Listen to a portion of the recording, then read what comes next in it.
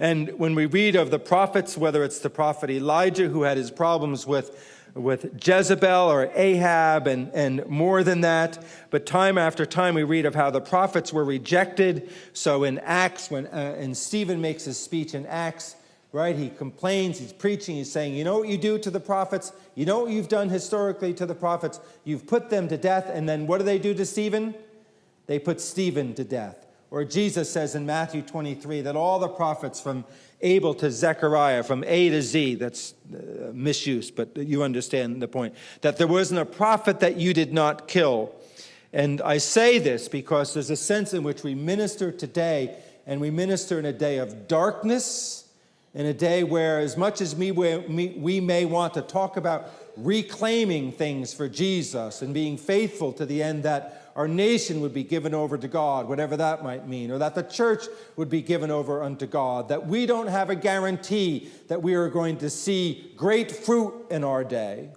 And here's the point. This is where I'm going with this, that the prophet Elijah, as discouraged as he was, along with other prophets who suffered greatly for their service to the Lord, did not see the fruit of their labors while they were here on this earth, and yet over the generations or in time, the fruit of their labor paid off, and God used it to the end of the building up of the kingdom.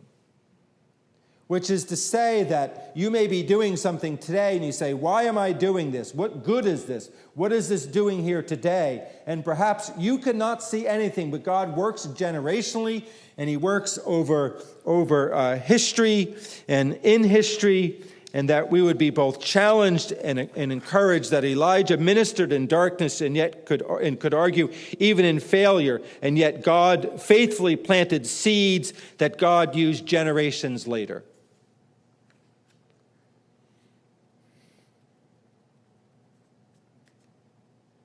So sow some seeds.